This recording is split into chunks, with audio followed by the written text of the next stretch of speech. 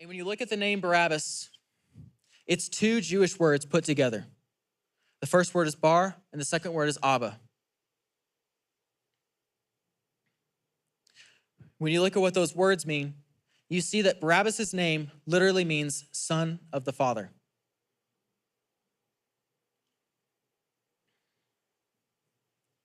So Pilate, having two man's destinies in his hand, one whose name means son of the Father, the other, the only begotten Son of the Father. Barabbas walked away to make room for the only Son of the Father. John 1:12 and 13 says, "But as many received him, to them he gave the right to become children of God, to those who believe in his name, who were born not of blood, nor of the will of the flesh, nor of the will of man, but of God." By Barabbas being set free, it gives us a path to salvation.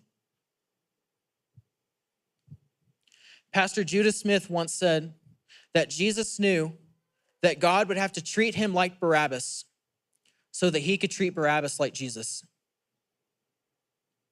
Let me say that again. Jesus knew that God would have to treat him like Barabbas so that he could treat Barabbas like Jesus. It was the love of God that set Barabbas free, not the will of the people.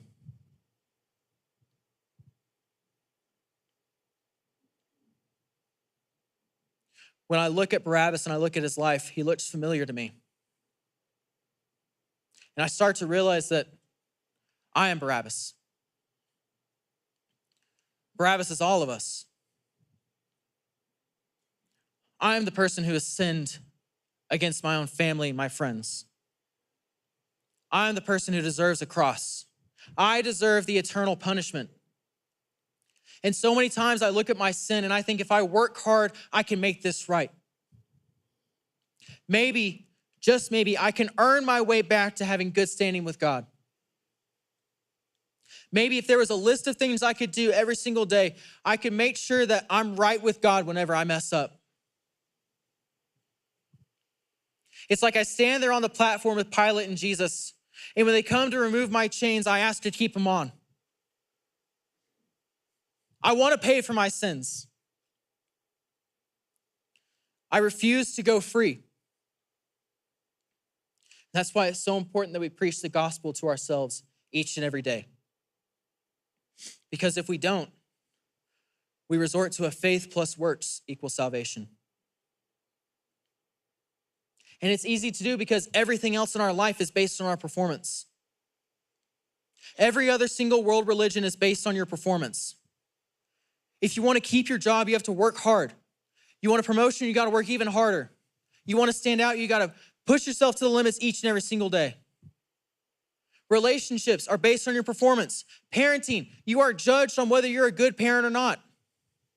Friendships require performance. Everything in life requires you to perform well. And if we ask ourselves what right we have to enter heaven, and our answer is in the first person, we failed. I did this. I prayed every single day.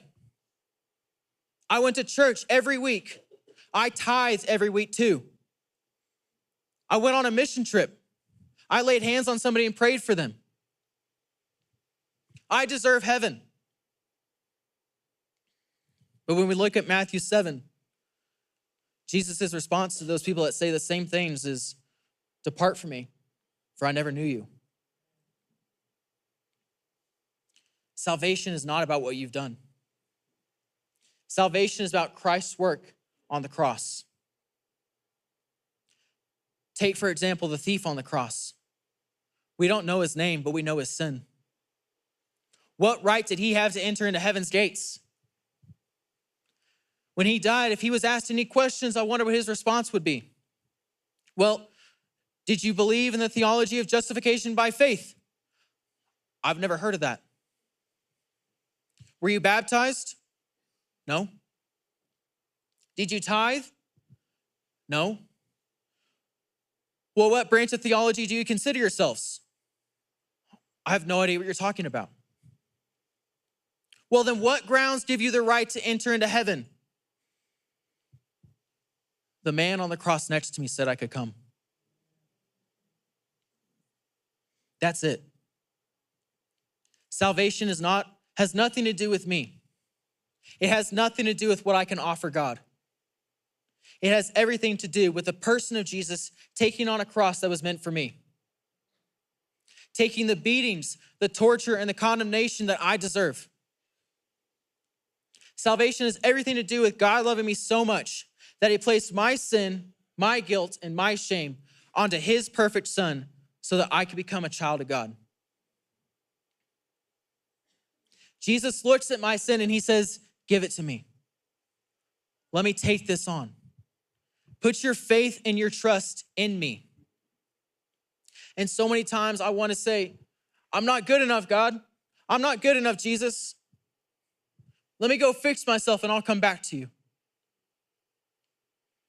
But you don't get better and then come to Christ. You come to Christ and you're born again and you're transformed and you put on your new self and he washes you white as snow. God already knows what you've done. He knows every sin you have committed and every sin you will commit. And he still sent his son for you. He just wants your heart. You are never out of reach of God's love. And you are never too far gone to turn back. Because while we were still sinners, Christ died for us. Salvation isn't about what you've done, what you can do, or what you can offer. It is solely about what Christ did, what he accomplished, and his victory.